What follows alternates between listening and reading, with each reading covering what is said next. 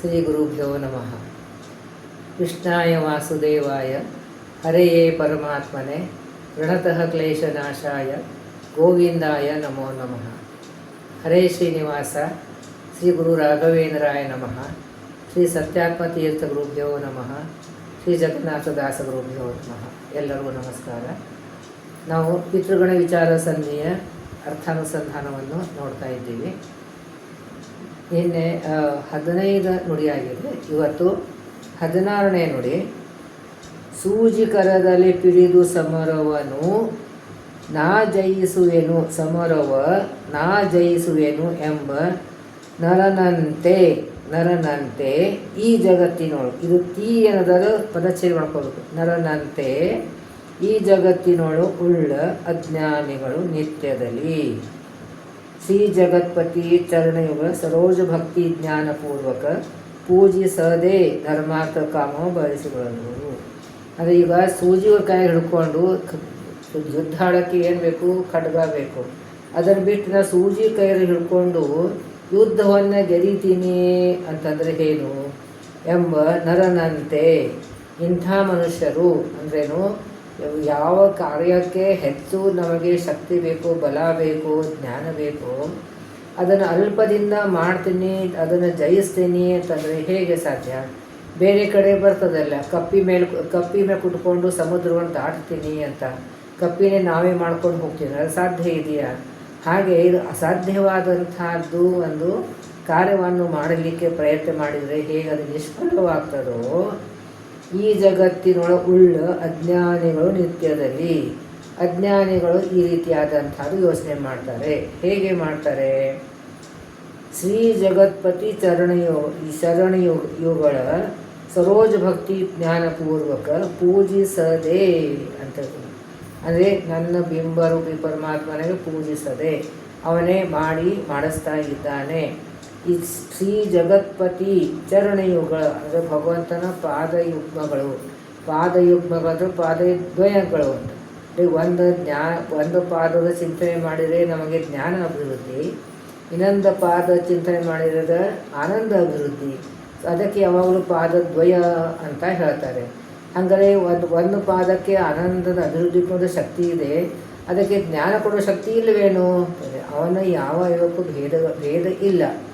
ಯಾವ ಅವಯವದಿಂದ ಏನ ಕಾರ್ಯಗಳನ್ನು ಮಾಡಬಹುದು, ಅದು ನಾವು ಚಿಂತನೆ ಮಾಡಬಹುದು. ನಾವು ಅಲ್ಪರು, ಅದಕ್ಕೆ ಈ ರೀತಿಯಾಗಿ ಚಿಂತನೆ ಮಾಡುತ್ತೀವಿ. ಅಂದರೆ ಭಗವಂತನ ಎರಡು ಪಾದಗಳ ಚಿಂತನೆ ಮಾಡಿದರೆ ನಮ್ಮ ಜ್ಞಾನ ಆನಂದ ಅಭಿವೃದ್ಧಿ ಆಗ್ತದೆ ಅದನ್ನು ನಾವು ಮರೆತು ಬಿಡ್ತೀವಿ ಅಂತ. ಶ್ರೀ ಜಗತ್ಪತಿ ಚರಣೆಗಳ ಸರೋಜ ಭಕ್ತಿ ಜ್ಞಾನಪೂರ್ವಕ, ಅದು ಭಗವಂತನೇ ಸರ್ವೋತ್ತಮ, ಜ್ಞಾನಾನಂದ ಪೂರ್ಣ, ಸುಖ ಪರಿಪೂರ್ಣನ, ದೋಷ ದೂರನ, ಈ ರೀತಿಯಾಗಿ ಒಂದು ಚಿಂತನೆ ಮಾಡದೆ ಭಕ್ತಿ ಜ್ಞಾನಪೂರ್ವಕ. ಭಕ್ತಿ ಏನಂದ್ರೇನು? ಭಗವಂತನ ಮೇಲೆ ಪ್ರೀತಿ, ಅದು ಜ್ಞಾನಪೂರ್ವಕವಾಗಿ ಇದ್ದರೆ ಅದಕ್ಕೆ ಭಕ್ತಿ ಅಂತ ಹೇಳ್ತೀವಿ. ಸೊ ಜ್ಞಾನಪೂರ್ವಕವಾದಂಥದ್ದು ಭಕ್ತಿ ಮಾಡದೇನೆ ಪೂರ್ವಕ ಪೂಜಿಸದೆ, ಅಂತಂದರೆ ನೆಗೆಟಿವ್ ಅಂತ ಅರ್ಥ. ಪೂಜಿಸದೆ ಈ ರೀತಿಯಾಗಿ ಚಿಂತನೆ ಮಾಡದೇನೆ ನಾವು ಧರ್ಮ ಅರ್ಥ ಕಾಮವ ಬಯಸಿ ಬಳಲುವರು. ಅಂದರೆ ಇಚ್ಛೆ ಪೂರ್ತಿ ಆಗೋದಿಲ್ಲ. ಯಾಕಂದರೆ ಭಗವಂತನೇ ಸರ್ವೋತ್ತಮ, ಅವನ ಪಾದಕಮಲದಲ್ಲಿ ಚಿಂತನೆ, ಅವನ ದೋಷ ದೂರನು, ಅವನೇ ನಮ್ಮ ಸ್ವಾಮಿ, ಅವನೇ ಮಾಡಿಸ್ತಾನೆ, ನಮ್ಮ ಕರ್ಮಾನುಸಾರವಾಗಿ ನಮ್ಮ ಕಡೆ ಕರ್ಮಗಳನ್ನು ಮಾಡಿಸ್ತಾನೆ, ಫಲವನ್ನು ಕೊಡ್ತಾನೆ. ಇದೆಲ್ಲ ಚಿಂತನೆ ಇರದೇ ಇದ್ದ ಕಾರಣ ಆದ್ರೂ ನಾವು ಭಗವಂತನ ಹತ್ರ ನಾವು ಧರ್ಮ ಅರ್ಥ ಕಾಮ ಮೋಕ್ಷ ಪುರುಷಾರ್ಥವನ್ನು ಬೇಡ್ತೀವಿ, ಅದು ಬಯಸ್ತೀವಿ. ಅದು ಇಚ್ಛೆ ಅದು ಪೂರ್ತಿ ಆಗೋದಿಲ್ಲ. ಆವಾಗ ಬಳಲುವರು ಅಂತಲೇ ಇಚ್ಛೆ ಸಿಗದೇ ಇರೋದ್ರಿಂದ ದುಃಖ ಪಡ್ತೀವಿ.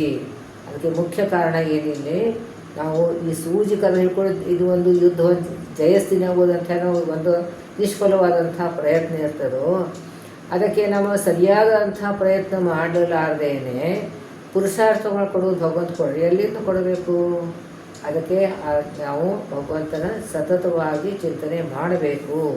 ಧರ್ಮ ಅರ್ಥ ಕಾಮ ಬಯಸಿ ಬಳಲುವರು, ಇಚ್ಛೆ ಮಾಡಿ ಬಳಲ್ತಾರೆ, ದುಃಖವನ್ನು ಪಡ್ತಾರೆ. ಇನ್ನು ನಾವು ಧ್ಯಾನ ಉಪಾಸನೆ ಮಾಡಬೇಕು. ಇದು ಅಂದರೆ ಧ್ಯಾನ ಅಂತಂದ್ರೇನು? ಭಗವಂತನ ಗುಣರೂಪ ಕ್ರಿಯೆಗಳ ಚಿಂತನೆ, ಅದು ಧ್ಯಾನ. ಅದನ್ನು ಮಾಡಲಾರ್ದೇನೆ ಆ ರೀತಿಯಾಗಿ ಪೂಜಾ ಪೂಜಾ ಅಂತಂದರೆ ಬರೀ ಗಂಟೆ ಬಾರಿಸೋದು, ಹೂ ಎಸೋದು, ಗಂಧಾಕ್ಷತೆ ಎಸೋದು ಅದನ್ನು ಅಲ್ಲ. ಅಲ್ಲಿ ಚಿಂತನೆ, ಭಗವಂತನ ಚಿಂತನೆ, ಭಗವಂತನ ಗುಣರೂಪಗಳ ಚಿಂತನೆ ಮಾಡುವುದೇ ಪೂಜೆ. ನಮ್ಮ ಕರ್ತವ್ಯಗಳನ್ನು ಸರಿಯಾಗಿ ಮಾಡ್ಕೊಂಡು ಹೋಗುವುದನ್ನೇ ಪೂಜೆ. ಈ ರೀತಿಯಾಗಿ ಪೂಜೆ ಮಾಡದೇನೆ ನಾವು ಭಗವಂತನ ಹತ್ರ ನಾವು ಪುರುಷಾರ್ಥ ಬೇಡಿದರೆ ಅದು ಸಿಗೋದಿಲ್ಲ. ಅದು ಸಿಗದೇ ಹೋದರೆ ನಾವು ದುಃಖ ಪಡ್ತೀವಿ. ಮತ್ತು ಈ ರೀತಿಯಾಗಿ ನಾವು ಈಗ ನಾವು ನುಡಿ ಅರ್ಥಗಳನ್ನು ಸರಿಯಾಗಿ ವಿಸ್ತಾರವಾಗಿಯೇ ಹೇಳೋಕ್ಕೆ ಪ್ರಯತ್ನ ಪಡ್ತಾ ಇದ್ದೇನೆ. ಇನ್ನು ಮುಂದಿನ ನುಡಿ, ಶಕಟಭಂಜನ ಸಕಲ ಜೀವರ ನಿಘಟಕನುತಾನಾಗಿ ಲೋಕಕ್ಕೆ ಪ್ರಕಟನಾಗದೆ ಸಕಲ ಕರ್ಮವ ಮಾಡಿಸುತ್ತ. ಶಕಟಭಂಜನ ಅಂದರೆ ಶಕಟಾಸುರನ ಕೊಂದಂಥದ್ದು ಕೃಷ್ಣ. ಈ ಕೃಷ್ಣ ಸಕಲ ಜೀವರ ನಿಘಟಕನು ಅಂದರೆ ಎಲ್ಲ ಜೀವರಾಶಿ ಒಳಗೆ ನಿಘಟಕನು ಸಮೀಪನಾಗಿ ಇದ್ದಾನೆ. ಎಲ್ಲಿ ನಾವು ಸಮೀಪನಲ್ಲಿ ಇದ್ದೀರಂತಂತೀರಿ, ಎಲ್ಲಿ ಕಾಣಿಸೋದಿಲ್ಲ. ಮತ್ತು ನಮಗೆ ಸ್ವರೂಪದೇಹದಲ್ಲಿ ಇದ್ದಾನೆ, ಲಿಂಗದೇಹದಲ್ಲಿದ್ದಾನೆ, ಈ ಸ್ಥೂಲದೇಹದಲ್ಲಿದ್ದಾನೆ, ನಾವು ಒಳಗಡೆನೇ ಇದ್ದಾನೆ, ಅಲ್ಲಿ ನಮಗೆ ಕಾಣಿಸೋದಿಲ್ಲ. ಅಲ್ಲಿ ನಿಕಟದ ಸಮೀಪಾಗಿ ಇದ್ದಾನೆ, ಆದರೂ ದೂರನಾಗಿದ್ದಾನೆ. ಇದೇನು ವಿರುದ್ಧ ಶಬ್ದಗಳನ್ನು ಹೇಳ್ತಿರಲಿಲ್ಲ ಅಂತಲೇ ಸಮೀಪವಾಗಿ ಇದ್ದಾನೆ. ಆದರೆ ನಮ್ಮ ಮನಸ್ಸಿಗೆ ಅವನು ಇನ್ನೂ ನಿಲುಕುವುದಿಲ್ಲ, ಅದಕ್ಕೆ ಅವನು ದೂರನಾಗಿದ್ದಾನೆ ಅಂತ. ತಾನಾಗಿ ಲೋಕಕ್ಕೆ ಪ್ರಕಟನಾಗದೆ, ಲೋಕದ ಎಲ್ಲ ಜೀವರಾಶಿಗಳಿಗೆ ಪ್ರಕಟನಾಗದೆ ಕಾಣಿಸೋದಿಲ್ಲ ಅವನು ಅಂತ. ಬೇರೆ ಮೊದಲು 3 ಯುಗದಲ್ಲಿ ಕಾಣಿಸಿದ್ದಾನೆ. ಅದು ಕಾಣಿಸಿದರೂ ಕೂಡ ಅಪರೋಕ್ಷ ಜ್ಞಾನ ಆಗೋಕ್ಕೆ ನಮ್ಮ ಭೀಮರೂಪಿ ಪರಮಾತ್ಮ ದರ್ಶನ ಆದರೆ ಮಾತ್ರ ಅಪರೋಕ್ಷ ಜ್ಞಾನ, ಮೋಕ್ಷ ಇಲ್ಲಿದ್ರೆ ಇಲ್ಲ. ಅಪರೋಕ್ಷ ಜ್ಞಾನ ಆದಮೇಲೆ ಮೋಕ್ಷ. ಈ ಕೃಷ್ಣಾವತಾರದಲ್ಲಿ ಕೂಡ ಎಲ್ಲರೂ ದರ್ಶನ ಆಗಿದೆ, ಆದರೆ ಎಲ್ಲರಿಗೂ ಮೋಕ್ಷ ಆಗಿದೆಯಾ? ಆಗಿಲ್ಲ. ಕಾರಣ ಅವ್ರಿಗೆ ಬಿಂಬರೂಪಿ ದರ್ಶನ ಆಗಬೇಕು. ಆ ರೂಪಿ ದರ್ಶನ ಆಗೋದಕ್ಕೋಸ್ಕರ ನಮಗೆ ಸಾಧನ ಆಗಬೇಕು. ಈ ರಾಮಕೃಷ್ಣ ಅವತಾರದಲ್ಲೆಲ್ಲ ಭಗವಂತನೆಲ್ಲ ನೋಡಿದ, ಅವ್ರು ಅಸುರರೂ ಇದ್ದರು, ಅವ್ರಿಗೆ ಮೋಕ್ಷ ಆಯ್ತೇನೋ ಅಂತಂದರೆ ಇಲ್ಲ, ಅವ್ರು ವಧಾನೆ ಮಾಡಿದ್ದಾನೆ. ಯಾಕಂದರೆ ಅವ್ರಿಗೆ ಅವರು ಬಿಂಬರೂಪಿ ಪರಮಾತ್ಮನ ದರ್ಶನ ಆಗಿಲ್ಲ. ಅವ್ರದ್ದು ಬಿಂಬರೂಪಿ ಪರಮಾತ್ಮನ ದರ್ಶನ ಆಗುವಷ್ಟು ಅವ್ರದ್ದು ಸಾಧನೆ ಆಗಿಲ್ಲ, ಅದಕ್ಕೋಸ್ಕರ ಅವ್ರು ಆಗಿಲ್ಲ. ಅದಕ್ಕೇನು ಹೇಳ್ತಾರೆ, ಪ್ರಕಟನಾಗದೆ ಸಕಲ ಕರ್ಮವನ್ನು ಮಾಡಿಸುತ್ತಾ ಅವನೇ ನಮ್ಮ ಒಳಗಡೆ ಅಂತರ್ಯಾಮಿಯಾಗಿ ನಮ್ಮ ಕರ್ಮಾನುಸಾರವಾಗಿ ಎಲ್ಲ ಕರ್ಮಗಳನ್ನು ಮಾಡಿಸ್ತಾನೆ. ಇದೆಲ್ಲ ಕಡೆ ಇದ್ದೇ ನೋಡಿ, ಮಾಡಿಸ್ತಾನೆ ಅಂತ. ಒಳಗಡೆ ಇದ್ದು ಅವನು ಮಾಡಿದಾಗೇ ನಾವು ಮಾಡಲಿಕ್ಕೆ ಸಾಧ್ಯ. ಅವನು ಕೈ ಎತ್ತಿದ್ರೇ ನಾವು ಕೈ ಎತ್ತಲಿಕ್ಕೆ ಸಾಧ್ಯ, ಅವನು ನಡೆದರೆ ಮಾತ್ರ ನೋಡಲಿಕ್ಕೆ ಸಾಧ್ಯ. ಅದಕ್ಕೆ ನಾವು ಭಗವಂತನೇ ಸತತವಾಗಿ ಅವನೇ ಮಾಡಿಸ್ತಾನೆ ಅಂತ ಅಂದ್ಬಿಟ್ಟು ಅಕುಟಿಲಾತ್ಮಕ, ಅದು ಅವನಿಗೆ ಯಾವುದೂ ವಂಚನೆ ಇಲ್ಲ, ಯಾವ ಮೋಸ ಇಲ್ಲ. ಆಯಾ ಜೀವರಾಶಿ ಯೋಗ್ಯತೆ ಇರ್ತದೆ, ಪರ್ಫೆಕ್ಟಾಗಿ ಅಷ್ಟೇ ಕೊಡ್ತಾನೆ. ಎಷ್ಟು ಕಸಗೋಬೇಕು ಅಷ್ಟು ಕಸಗೋತಾನೆ, ಎಷ್ಟು ಕೊಡಬೇಕು ಅಷ್ಟು ಕೊಡ್ತಾನೆ.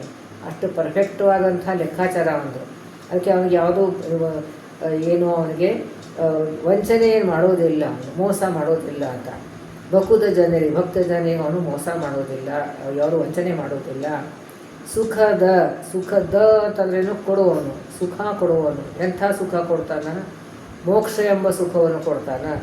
ಸುಖದ ಹೃದಯ ಮೋಕ್ಷವನ್ನು ಕೊಡುವಂಥವನು ಅಂತ ನೆನೆಸುವನು ಅಂತ ಕರೆಸ್ಕೋತಾನೆ ಅಂತ.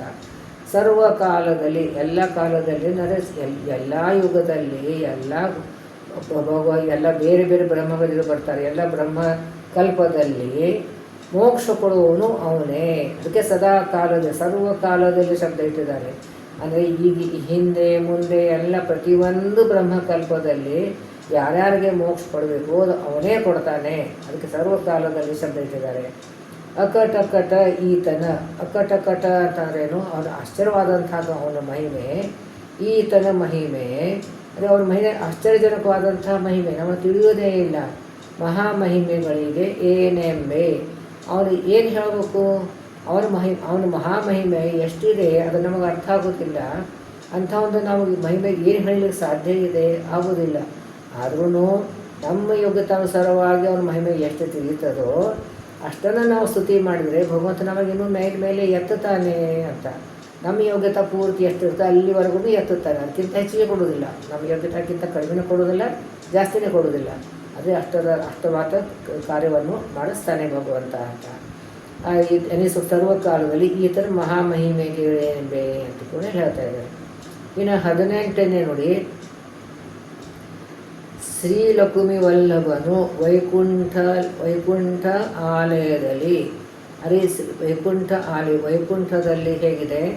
ಸಪ್ತ ಸಪ್ತ ಆವರಣಗಳಿವೆ. ಸಪ್ತ ಆವರಣಗಳು, ಕೋಟೆಗಳು ಇರ್ತಲ್ಲ, ಆ ರೀತಿಯಾಗಿ ಸಪ್ತ ಆವರಣಗಳು. ಆಮೇಲೆ ಒಳಗಡೆ ಬಂದಮೇಲೆ ಸಪ್ತ ಆದಮೇಲೆ ಒಳಗಡೆ ವಿರಜಾ ನದಿ, ಅದಾದಮೇಲೆ ಒಳಗಡೆ ಅಯೋಧ್ಯ ನಗರಿ ಇರ್ತಿದೆ, ಅದು ಭಗವಂತನ ಆಲಯ. ಭಗವಂತನ ಆಲಯ ಅದು ವೈಕುಂಠದಲ್ಲಿ ಇದ್ದಂಥ ಭಗವಂತನ ಮನೆ, ಅದಕ್ಕೆ ಅಯೋಧ್ಯ ನಗರಿ ಅಂತ ಹೇಳ್ತಾರೆ. ಅಲ್ಲಿ ಅದಕ್ಕೆ ವೈಕುಂಠ ಆಲಯದೇ ಅಂದರೆ ಶ್ರೀಲಕ್ಷ್ಮೀ ವಲ್ಲಭನು ಲಕ್ಷ್ಮೀದೇವಿ ಸ್ವಾಮಿಯಾದಂಥ ಭಗವಂತ ವೈಕುಂಠದ ಶ್ರೀಭಾಗ ಅಂತ ಹೇಳ್ತಾರೆ. ಅದಕ್ಕೆ ಶ್ರೀಭಾಗ ಅಂತ. ಅದರಲ್ಲಿ ತಮ್ಮ ರಜೋಭಾಗ, ಅದಕ್ಕೆ ವಿರಜಾ ನದಿ ಅಂತಂದರೆ ಯಾವುದು ತಮ್ಮ ರಾಜಸ ಇಲ್ಲದೇ ಇದ್ದಂಥದ್ದು ವಿರಜಾ ನದಿ ಅಂತ, ಯಾವುದೂ ಗುಣ ಇಲ್ಲದೇ ಇದ್ದಂಥದ್ದು ವಿರಜಾ ನದಿ ಅಂತ ಹೇಳ್ತೀವಿ. ಸೊ ಈ ಕಡೆ ಅದು ರಜೋಗುಣ ಇದೆ. ವಿರಜಾ ನದಿ ಅಲ್ಲಿ ಸ್ನಾನ ಮಾಡಿದರೆ ಅಲ್ಲಿಂದ ಅದು ಗುಣ ಹೋಗಿಬಿಡ್ತದೆ. ಒಳಗಡೆ ಎಲ್ಲ ಪೂರ್ಣ ಶ್ರೀಭಾಗ ಅಂತ, ಅದು ಪೂರ್ತಿ ಸತ್ವಭಾಗ ಅಂತ ಇದ್ದಂಥದ್ದು. ಅಲ್ಲಿದ್ದಂಥ ಭಗವಂತ ಸತ್ವಭಾಗದಲ್ಲಿ ಭಗವಂತ ಲಕ್ಷ್ಮೀ ಜೊತೆಯಲ್ಲೇ ಇದ್ದಾನೆ. ಅಲ್ಲಿ ಮೋಕ್ಷ ಆದವರು ಅಲ್ಲಿ ಕೂಡ ಹೋಗ್ತಾರೆ ಅಂತ. ಆಮೇಲೆ ಅಲ್ಲಿ ವಿಶೇಷವಾಗಿ ಈ ರುಜುಗುಣಸ್ಥರು ಹೋಗ್ತಾರೆ ಅಂತ. ಆಮೇಲೆ ಇಲ್ಲಿ ವೈಕುಂಠಾದಿ ಪ್ರಣವ ಪ್ರಕೃತಿ ಕೀಲಾಲಜಾಸನ, ಪ್ರಣವ ಅಂತಂದರೆ ಓಂಕಾರ ಪ್ರತಿಪಾದನೆ ಅಂತ ಭಗವಂತ. ಅಂದರೆ ವೇದಗಳಿಗೆ ಮೂಲನಾದಂಥದ್ದು, ವೇದಗಳಿಗೆ ಮೂಲ ಆದಂಥ ಓಂಕಾರ, ಅದರಿಂದ ಮುಂದೆ ವೇದಗಳ ವಿಸ್ತಾರ ಆಗಿದೆ ಅಂತ ಹೇಳ್ತೇವೆ. ಪ್ರಕೃತಿ ಅಂತಂದ್ರಲ್ಲಿ ಇದೆಲ್ಲ ನಿತ್ಯ, ವೇದಗಳ ನಿತ್ಯ ಇದೆ. ಆಮೇಲೆ ಅದು ಅಪ್ರಾಕೃತವಾಗಿ ಇದೆ. ಆಮೇಲೆ ಪ್ರಕೃತಿಯಲ್ಲಿ ಅಂದರೆ ಲಕ್ಷ್ಮೀ ಇದು ಮೂಲ ಜಡ ಪ್ರಕೃತಿ ಅಂತ ಹೇಳ್ತಾರೆ. ಕೀಲಾಜಾಸನ ಅದರ ಬ್ರಹ್ಮದೇವರು, ಮುಖ್ಯ ಚೇತನರೊಳಗೆ, ಇವರೆಲ್ಲ ಮುಖ್ಯ ಚೇತನಗಳು, ಎಲ್ಲ ಚೇತನ ಒಳಗೆ ನೆಲೆಸಿದ್ದು ಒಳಗಡೆ ಅಂತರ್ಯಾಮಿ ಇದ್ದಾನೆ. ಅವರು ಎಲ್ಲವೂ ನಿತ್ಯವಾಗಿದೆ, ಅವರು ಅಂತರ್ಯಾಮಿಯಾಗಿ ಭಗವಂತ ಇದ್ದಾನೆ. ಮೂಲ ಕಾರಣನ ಅಂಶ ನಾಮದಿ, ಮೂಲ ಅಂತಂದರೆ ಮೂಲ ರೂಪಿ ನಾರಾಯಣ ರೂಪಿ ಪರಮಾತ್ಮ.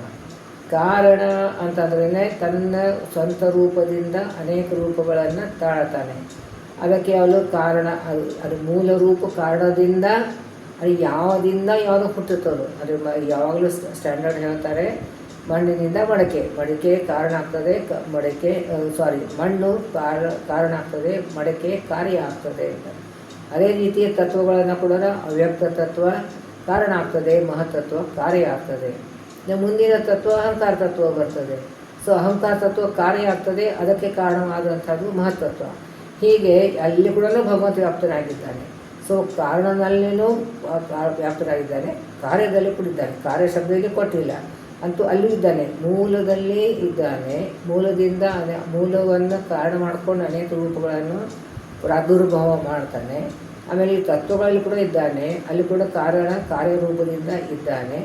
ಆಮೇಲೆ ಅಂಶ ನಾಮದಿ ಅಂದರೆ ತನ್ನ ಮೂಲ ರೂಪ ಇದೆ, ಅದರಲ್ಲಿ ಒಂದು ಅಂಶ ತಗೊಂಡು ಅನೇಕ ರೂಪವನ್ನು ತಗೋತಾನೆ. ಅಥವಾ ಯಾವುದು ಜೀವರಾಶಿ ಒಳಗೆ ಅಂತರ್ಯಾಮಿಯಾಗಿ ಅಂಶ ರೂಪದಿಂದ ಇದ್ದು ಅವರು ವಿಶೇಷ ಅವರ ಯೋಗ್ಯತೆಯನ್ನು ಬೆಳೆಸ್ತಾರೆ. ಅವ್ರ ಕಡೆಗೆ ವಿಶೇಷವಾದಂಥದ್ದು ಅಂದರೆ ಆ ಜೀವ ಯೋಗ್ಯತೆ ಮೀರಿ ಕಾರ್ಯಗಳನ್ನು ಮಾಡಿಸ್ತಾರೆ, ತಾನು ಒಳಗಡೆ ಅಂಶ ರೂಪದಿಂದ ಇದ್ದು ಅಂತ. ಅದೇ ಇಲ್ಲಿ ಬಲರಾಮನದಲ್ಲಿ ಶುಕ್ಲಕೇಶ ಆವೇಶಿದೆ, ತನ್ನ ಒಂದು ಬಿಳಿ ಕೂದಲದಿಂದ ಒಂದು ಆವೇಶನಾಗಿ ಒಳಗಡೆ ಇದ್ದಾನೆ ಅಂತ. ಅದು ಶೇಷ ದೇವರ ಅವತಾರ ಬಲರಾಮನು, ಅದು ಒಳಗಡೆ ತಾನು ನಿಂತು ಅಂಶ ರೂಪದಿಂದ ಇದ್ದಾನೆ. ಅದಕ್ಕೆ ಶೇಷ ದೇವರದು ಎಷ್ಟು ಜ್ಞಾನ ಬಲ ಇದೆಯೋ ಅದಕ್ಕಿಂತ ಹೆಚ್ಚಿನಾದಂಥ ಕಾರ್ಯಗಳನ್ನು ಬಲರಾಮದಿಂದ ಮಾಡಿಸಿದ, ಯಾಕಂದರೆ ಒಳಗಡೆ ತಾನು ಇದ್ದಾನೆ ಅಂತ. ಹೀಗೆ ಮೂಲ ಕಾರಣ ಅಂಶ ನಾಮದಿ ಲೀಲೆಗೈಸುತ್ತ, ಲೀಲೆ ಅಂತಂದ್ರೇನು ಇದನ್ನು ಆಟ, ಅದನ್ನು ನಮಗೇನು ಕಷ್ಟಪಟ್ಟು ತಾನು ಆಟ ಆಡ್ತಾ ಇದ್ದಾನೆ ಅಂತ. ಹಾಗಲ್ಲ, ಲೀಲೆ ಅಂತಂದರೆ ಸರಳವಾಗಿ ಏನು ಕಷ್ಟ ಇಲ್ಲದೇ ಮಾಡ್ತಾನೆ, ನಮ್ಮ ಉದ್ಧಾರಕ್ಕೋಸ್ಕರ ಮಾಡ್ತಾನೆ ಭಗವಂತ. ತೋರಿಕೊಳ್ಳದೆ ಕಾಣಿಸಂಗಿಲ್ಲ, ನಮಗೆ ಕಾಣಿಸ್ಲಾರ್ದೇನೆ ಪಾಲಿನೊಳು ಘೃತವಿದ್ದ ತೆರದಂತೆ 23 ಸ್ಥಳದಿ. ಅದೇ ಹಾಲಿನಲ್ಲಿ ತುಪ್ಪ ಇದೆ, ಅದು ಕಾಣಿಸೋದಿಲ್ಲ, ಅದು ಪ್ರಯತ್ನಪೂರ್ವಕವಾಗಿ ಮಾಡಿದರೆ ಕಾಣಿಸ್ತದೆ. ಮೊಸರು ಹಾಕಬೇಕು, ಕಡಿಬೇಕು, ಆಮೇಲೆ ಬೆಣ್ಣೆ ಬರಬೇಕು, ತುಪ್ಪ ಬರಬೇಕು. ಅದಕ್ಕೆ ಹಾಲಿನಲ್ಲಿ ಹೇಗೆ ತುಪ್ಪ ಅಡಗಿದೆಯೋ ಆ ರೀತಿಯಾಗಿ ಭಗವಂತ ಎಲ್ಲ ಕಡೆಯೂ ವ್ಯಾಪ್ತನಾಗಿದ್ದಾನೆ, ತೆರೆದಂತೆ ಆ ರೀತಿಯಾಗಿ ಇದ್ದಾನೆ. ಅದೇ ಇದ್ದಾನೆ, ಆದರೆ ಕಾಣಿಸುವುದಿಲ್ಲ. ಅದೇ ಪ್ರಯತ್ನಪೂರ್ವಕವಾಗಿ ಮಥನ ಮಾಡಿದರೆ ಹೇಗೆ ತುಪ್ಪ ಬರ್ತದೋ ಹಾಗೆ ನಾವು ಜ್ಞಾನಪೂರ್ವಕವಾಗಿ ಮಥನ ಮಾಡಿದರೆ ಭಗವಂತ ನಮಗೆ ಕಾಣಿಸ್ತಾನೆ ಅಂತ. ಎಲ್ಲಿದ್ದಾನೆ? ತ್ರಿಸ್ಥಳದಲ್ಲಿ. ಈ ತ್ರೀ ಶಬ್ದ ಬಂದ ತಕ್ಷಣ ಬಹಳ ವಿಸ್ತಾರವಾದಂಥ ಅರ್ಥ ಬರ್ತದೆ. ಮೂರು ಅಂತಲೇ ಬಹಳ ಕಡೆ ಮೂರು ಬಹಳ ಕಡೆ ಬರ್ತದೆ. ಆದರೆ ಇಲ್ಲಿ ಸದ್ಯಕ್ಕೆ ನಾವು ಇದು ಶ್ವೇತದ್ವೀಪ ಅಂತ ಆಸನ ಇಟ್ಕೊಂಡ ಈ ಮೂರು ಲೋಕದಲ್ಲಿ ಇದ್ದಾನೆ ಅಂತ ಈ ರೀತಿಯಾಗಿ ತಿಳ್ಕೊಬೋದು. ಅಥವಾ ನಮ್ಮದು ಈ ಮೂರು ಅವಸ್ಥೆ ಇರ್ತದೆ, ಅಲ್ಲಿ ಕೂಡ ಅವನು ಇದ್ದಾನೆ. ಆಮೇಲೆ ಇಲ್ಲಿ ನಮ್ಮ ಮೂರು ಅವಸ್ಥೆ ಇದ್ದೇವೆ. ಆಮೇಲೆ ಆದಿನಾದಿದ್ದಾನೆ, ಈಗಿದ್ದಾನೆ, ಮುಂದೆ ಇದ್ದಾನೆ, ಹಿಂದೆ ಇದ್ದಾನೆ. ಈ ರೀತಿಯಾಗಿ ಈ ಮೂರು ಅಂಕಿ ಬಂದಮೇಲೆ ಹಗಲು ರಾತ್ರಿ ಇದ್ದಾನೆ. ಆಮೇಲೆ ಪ್ರಳಯ ಆಗೋಕ್ಕಿಂತ ಮುಂಚೆ ಇದ್ದಾನೆ, ಸೃಷ್ಟಿ ಸ್ಥಿತಿ ಕಾಲದಲ್ಲಿದ್ದಾನೆ, ಲಯದಲ್ಲಿ ಕೂಡ ಇದ್ದಾನೆ. ಹೀಗೆ ಮೂರು ಅಂಕಿ ಬಂದರೆ ಬಹಳಷ್ಟು ವಿಸ್ತಾರವಾದಂಥ ಎಷ್ಟೆಷ್ಟೋ ಅರ್ಥ ಮಾಡ್ಬೋದು. ಸದ್ಯಕ್ಕೆ ಇಲ್ಲಿ ನಾವು ತ್ರಿಸ್ಥಳದ ಇರ್ತಾರೆ ಶ್ವೇತದ್ವೀಪ ಅಂತ ಆಸನ ಇಟ್ಕೊಂಡು ಈ ಮೂರು ಲೋಕದ ಚಿಂತನೆ ಮಾಡಬಹುದು. ಸೊ ಇಲ್ಲಿಗೆ 18 ಮುಗೀತು. ನಾನಂತೂ ಪ್ರಯತ್ನ ಮಾಡಿ ಭಗವಂತ ನನ್ನ ಕಡೆ ಗುರುಗಳ ಅನುಗ್ರಹದಿಂದ ಭಗವಂತನ ಇಚ್ಛೆಯಿಂದ ಪ್ರಕಾರ ಈ ಕಾರ್ಯವನ್ನು ನನಗೆ ಗುರುಗಳು ಮಾಡಿಸ್ತಾ ಇದ್ದಾರೆ. ಇದನ್ನು ಹೆಚ್ಚು ಲೋಕಕ್ಕೆ ಜನಕ್ಕೆಲ್ಲ ತಲುಪಬೇಕು ಅಂತ ಒಂದೇ ಇಚ್ಛೆಯನ್ನು ಮಾಡ್ತಾ ಇದ್ದೀನಿ. ಭಗವಂತ ಮಾಡಿಸ್ತಾ ಇದ್ದಾನೆ, ಗುರುಗಳ ಅನುಗ್ರಹದಿಂದ ಆಗ್ತಾ ಇದೆ. ಅದಷ್ಟೇ ನಾನು ಒಂದು ಪ್ರಾರ್ಥನೆ ಮಾಡ್ತೀನಿ, ಗುರುಗಳ ಪ್ರಾರ್ಥನೆ ಮಾಡ್ತೀನಿ. ಎಲ್ಲರೂ ಸರಿಯಾಗಿ ಇದನ್ನು ಅಧ್ಯಯನ ಮಾಡೋ ಹಾಗೆ ಆಗಲಿ, ಎಲ್ಲರಿಗೂ ಅನುಗ್ರಹ ಮಾಡಪ್ಪ ಗುರುವೆ ಅಂತ ಪ್ರಾರ್ಥನೆ ಮಾಡ್ತೀನಿ. ನಾಹಂಕರ್ತ ಹರಿಕರ್ತ ಶ್ರೀಹರಿ ಪ್ರೇರಣೆ ಶ್ರೀಹರಿ ಪ್ರೀತ್ಯರ್ಥ ಪ್ರತಿ ಅಂತರ್ಗತ ಮಧ್ವಾತರಸಿ ಕೃಷ್ಣ.